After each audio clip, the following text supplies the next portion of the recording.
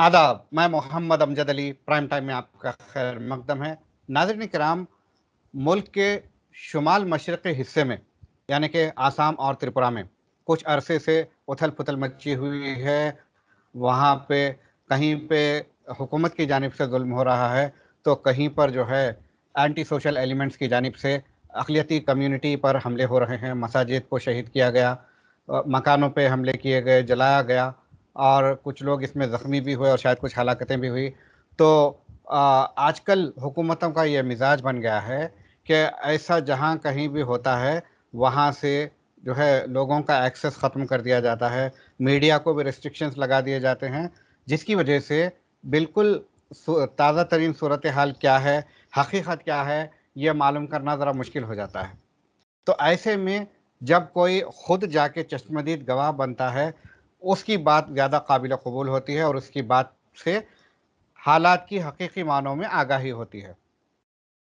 हैदराबाद से ताल्लुक़ रखने वाले एक क़दीम मुस्लिम फ़लाही इदारे ऑल इंडिया मजलिस तामीर मिल्लत, जिसको कुल हिंद मजलिस तामीर मिल्लत भी कहा जाता है, तामीर मिल्लत के एक वफ़द ने मोतमद उमूमी जनाब उमर में एक वफ़्द गया वहाँ पर और आसाम और त्रिपुरा का तफ़सीली दौरा करके हैदराबाद लौटा है।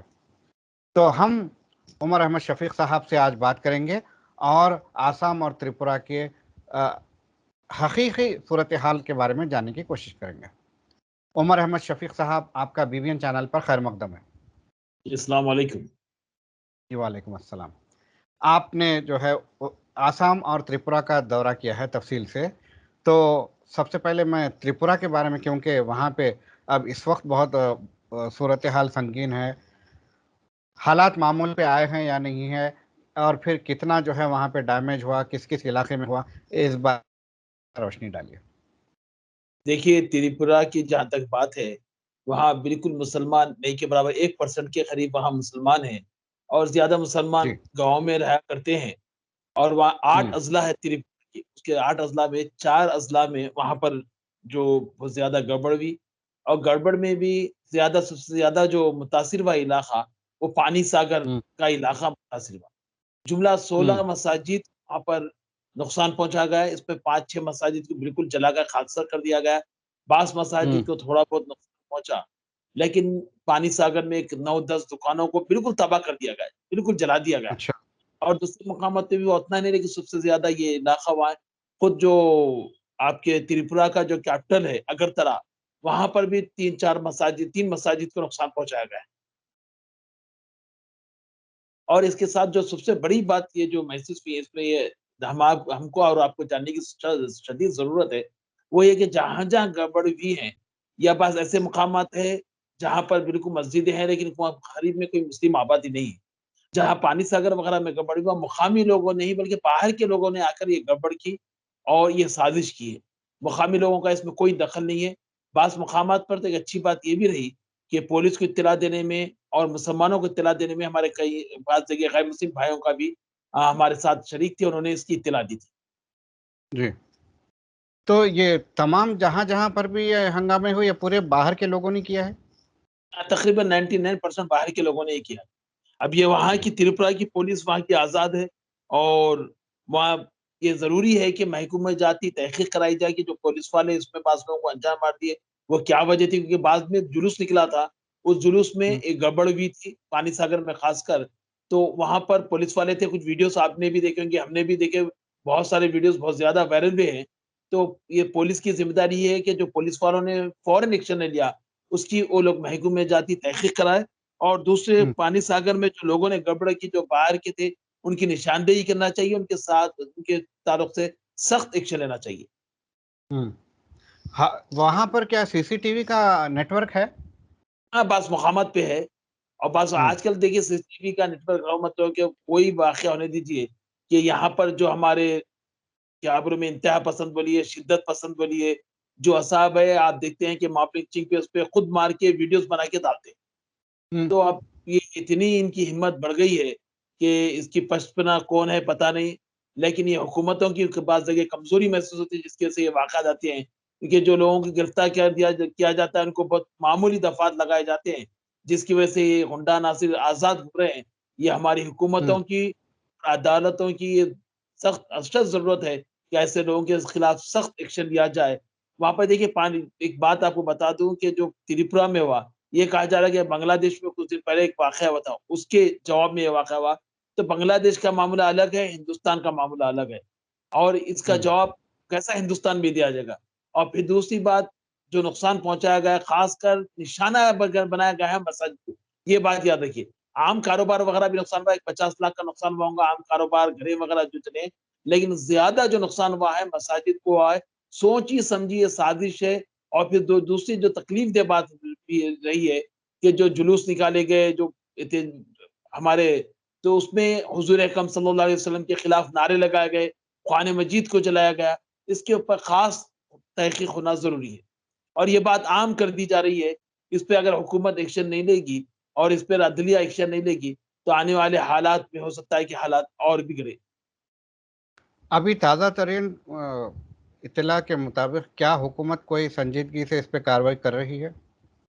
देखिए, कार्रवाई तो क्या करे पता नहीं, अभी तक तो जो कार्रवाइयाँ हैं, ये भी हँसी आती है कि सोशल मीडिया में जो लोग, जिन लोगों ने इसके तरफ से हुँ, आवाज़ उठाई, जो फ़ोटोज़ डाले थे, 102 केसेस उन पर बुक किए गए, सोशल मीडिया अकाउंट्स पर बुक किए गए और आप जानते हैं कि सुप्रीम कोर्ट के वकीलान ने कुछ प्रेस कॉन्फ्रेंस की थी, उनके ऊपर एक्शन लिया गया और जो लोग पानीसागर वगैरह देखने के लिए गए थे, उनमें 22 लोगों को पुलिस वालों ने लेके गया, उनको गिरफ्तार कर लिया, जो शायद अभी छूटे या नहीं छूटे, उसके बारे में मुझे पूरी इल्म नहीं है।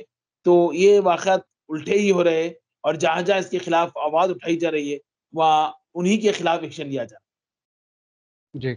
क्या आपने मरीज़ों को भी विज़िट किया वहाँ पर? नहीं, नहीं, मैं मरीज़ों से तो नहीं मिल सका क्योंकि वो टाइट था, मैं भी पास मुक़ामत पे देने के लिए क्योंकि वहाँ नामे ऐसे है कि मुझे नामे साफ़ याद नहीं है। तो एक मकाम पे गए तो पुलिस वालों ने वहाँ पर रोक लिया था और उन्होंने आगे जाने की इजाज़त नहीं दी।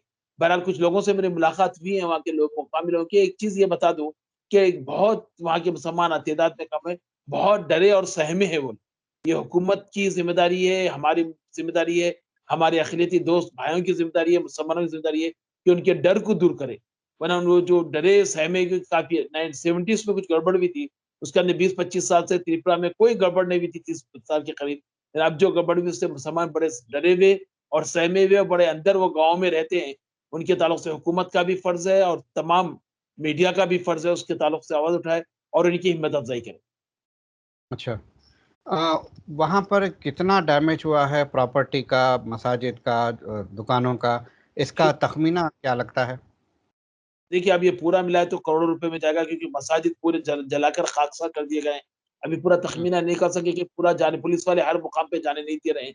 जो हुँ, कारोबार वगैरह का नुकसान हुआ, एक 40-50 लाख का कारोबार, कुछ घरें जला दिए गए, कुछ कारोबार की पूरी दुकानें पूरे जला दिए गए हैं। तो इस ताल्लुक से अगर मसाजिद वगैरह का पूरा मिलाते हैं, एक 50 करोड़, एक 50 लाख 1 करोड़ से ज़्यादा का ये नुकसानात है। वो अभी थोड़ी देर हुँ। में इंशाअल्लाह ताला फिर हमारा एक वक़्त जाने वाला है तामीर-ए-मिल्लत का, वो दौरा करके तमाम सर्वे रिपोर्ट इंशाअल्लाह ताला लेके आएगा।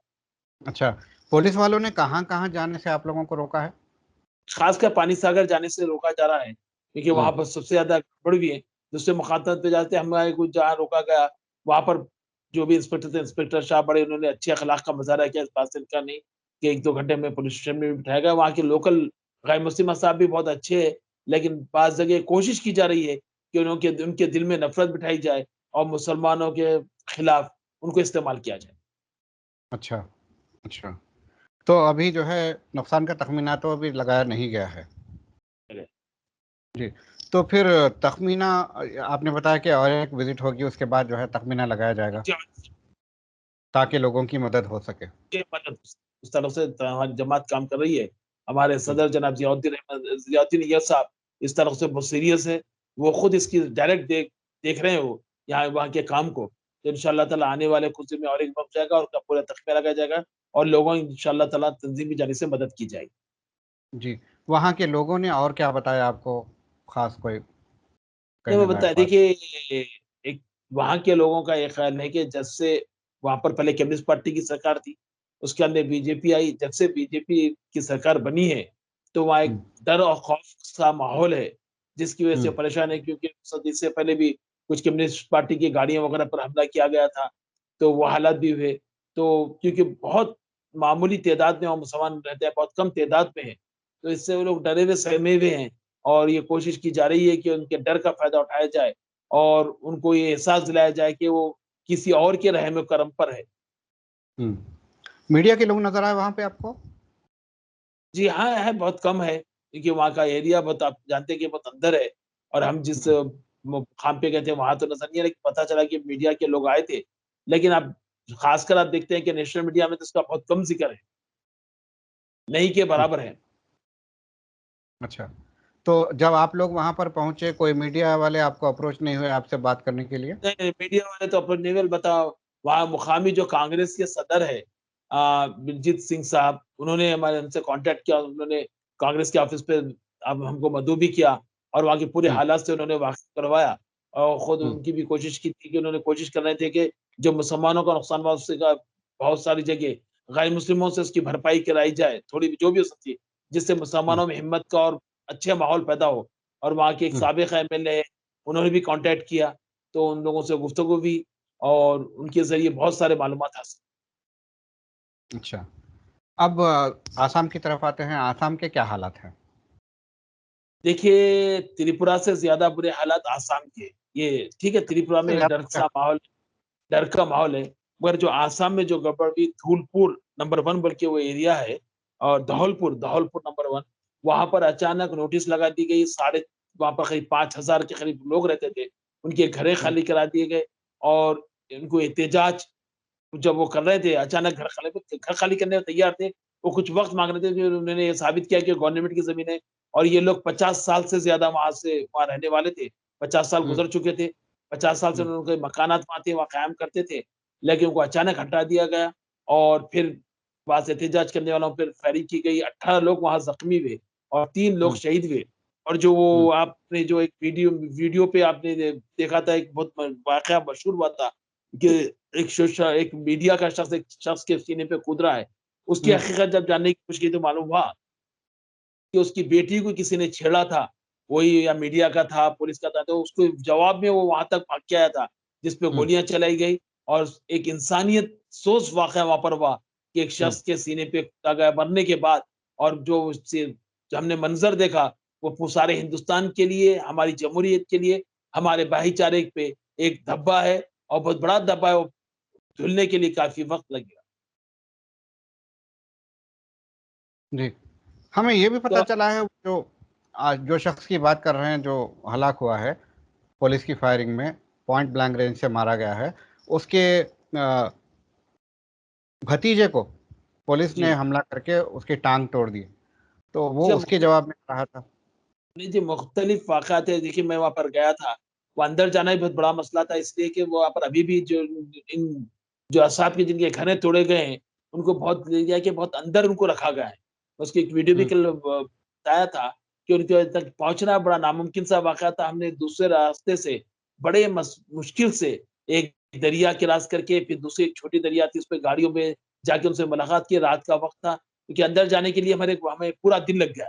पहले तो कहा हुँ। जाता है कि परमिशन लिया जाए, वहाँ परमिशन लेना हमारी उनकी ज़बान का प्रॉब्लम है, तो बहुत मुश्किल भी बहरहाल उन तक पहुँचे हम। तो कुछ लोगों से हुँ। मुलाकात हुई, वहाँ के घर देखे, घर बन रहे हैं, बहुत बुरी हालत में उनके खाने के लिए, पानी के लिए भी उनके लिए मसाइल। खाने के हुँ। साथ-साथ पानी के मसाइल है। एक जंगल में उनको अंदर डाल दिया गया है और वो लोग भी हुँ। डरे हुए हैं और उनके कारोबार का पूरा कारोबार उनका खत्म, वो खेती-बाड़ी करते थे। अब जो उनसे ज़मीनें ली गई, खेती-बाड़ी की तमाम ज़मीन उनसे ले ली गई। हुँ। तो हुई है मुलाकात, उसके हो सकता है उनके भाई का, भांजे का, भतीजे का भी पैर तोड़ा गया होगा। उनसे नहीं हुआ, दूसरे ज़ख्मियों से मेरी मुलाकात हुई और मैंने कहा हुँ। कि त्रिपुरा से बड़ा बुरे हालात है, 5,000 लोग छत के नीचे हैं, उनको रहने के, खाने के लिए बड़े मसाइल हैं। इनकी मदद के लिए भी लोगों को उठना चाहिए और वहाँ तक पहुँचना भी बड़ा मसला है। हुँ। तो ये जो बेदखल किए गए, ये कितने लोग हैं और अब उनकी क्या-क्या ज़रूरतें हैं? देखिए, ये करीब साढ़े 5,000 के करीब ये लोग हैं। अब इनकी तमाम ज़रूरत है। देखिए, ये लोग हुँ। बाँस के घरों में बना के खिलौखत है, उसपे टीन भी नहीं है, तो उनके लिए घरों की ज़रूरत है, उनके लिए ज़रूरत टॉयलेट्स वगैरह की ज़रूरत है, उनके खाने के लिए ज़रूरत है और सबसे बड़ी चीज़ उनकी ये माँग थी, जो करना बहुत मुश्किल है, इंशाअल्लाह क्या होता है देखेंगे, कि वो कह रहे थे कि हुँ। हमें कहीं ज़मीन की ज़रूरत है। अगर हमें ज़मीन हुँ। नहीं तो सब खेती-बाड़ी करने वाले हैं, हमारी हुँ। ज़िंदगी बड़ी मुश्किल में पड़ जाएगी। तो ज़मीन की माँग कर रही थी, तो बाकी हुकूमत से भी इंशाअल्लाह हमारी जमात नुमाइंदगी करेगी। हो सकता है प्राइम मिनिस्टर से और हिंदुस्तानी गवर्नमेंट से भी नुमाइंदगी की कि उनको कहीं ज़मीन दी जाए और उनकी आगे इंशाल्लाह अगर ज़मीन मिलती है, तो उनके घर वगैरह बनाने की तंज़ीम और दूसरे लोग भी इंशाल्लाह उससे बेहतर रहेंगे। अब ये लोग जो घर बना रहे हैं, वो भी तो गवर्नमेंट के ही लैंड होंगे, तो क्या बाद में ये फिर लोग तो वहाँ वही वैसी मसला वो लोग वही तो करें ना, अब ये जो लैंड है वो भी गवर्नमेंट की लैंड है, गवर्नमेंट उनको वहाँ छोड़ी है, कभी भी वहाँ से भी हटा सकती हुँ, है, ये सबसे बड़ा हुँ, मसला वही है। तो मुस्तकिल हल क्या है इन लोगों के लिए?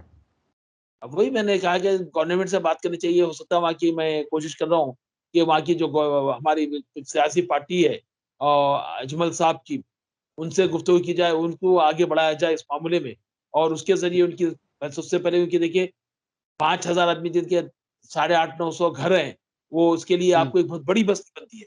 तो उसके लिए कुछ हुँ, इंतज़ाम किया जाए, इसके ऊपर इंशाअल्लाह ताला बात करें, देखते हैं कि आगे क्या निकलता है इसका। Okay, okay. तो अब वहाँ वो असम के अवाम की मदद के लिए कुछ तख़मीना लगाया है आप लोगों ने? आपके साथ कोई देखिए फाइनेंशियल था वफ़्द में? नहीं, नहीं, देखिए फाइनेंशियल का मसला हमारे पास तामील मुल्क का ये है कि लोग एहतियात देते हैं और ख़ासकर हैदराबाद के तो वही एहतियात लेके हम जो चंदा बोलते हैं एहतियात के लिए, उसी के ऊपर हम काम करते हैं, कोई ऐसे हमारे पास कोई बड़े फंड्स नहीं है। यानी कोशिश करते हैं 2011-12 में भी जब आसाम में गड़बड़ हुई थी, तो उस वक़्त भी तंज़ीम ने वहाँ काम किया था, करीब 100 घर वग़ैरह बनाए थे, जो मैं जब परसों जाने ने उसका उसका भी मैंने मुआयना किया है। तो अब यहाँ कोशिश हुँ, कर रहे हैं, मुझे पूरी उम्मीद है अहले खैर हज़रात से, उनका ताउन हासिल रहेगा और इंशाअल्लाह इसके ऊपर आगे काम होगा।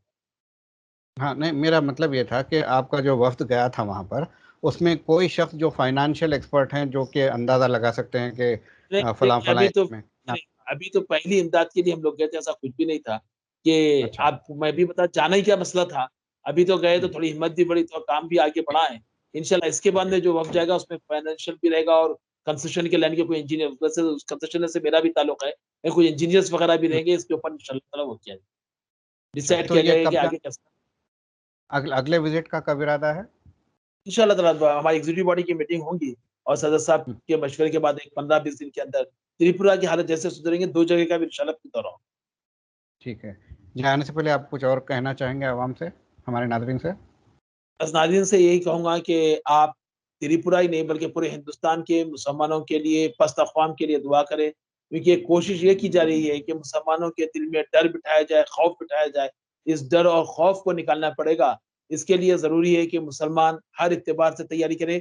तैयारी के माने लाठ तलवार लेके नहीं बल्कि कानूनी तौर पे तैयारी करें, अपने एजुकेशन को आगे बढ़ाएँ और इसके साथ-साथ अपनी आवाज़ उठाने की ताकत पैदा करें।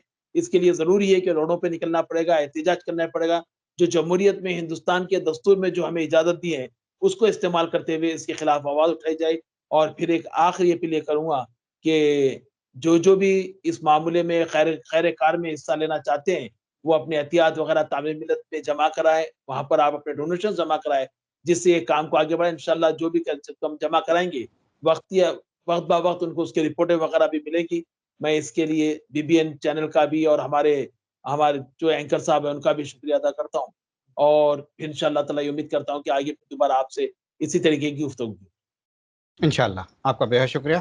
तो नाज़रीन ये थे जनाब उमर अहमद शफ़ीक़ साहब, जनरल सेक्रेटरी ऑल इंडिया मजलिस तामीर मिल्लत और ये जो है आसाम और त्रिपुरा के हालात बयान कर रहे थे और उन्होंने ये कहा कि घर में बैठने से बात नहीं बनने वाली है, हालात इतने संगीन हो चुके हैं कि जमहूरियत के और दस्तूर के दायरे में रहकर एहतजाज बुलंद करना बहुत ज़रूरी है और तमाम गोशों से हिंदुस्तान के तमाम किसी भी गोशे में अगर परेशानी आती है तो उनकी मदद के लिए सब एकजुट होकर खड़े होना चाहिए। हमें दीजिए इजाज़त। शब बख़ैर।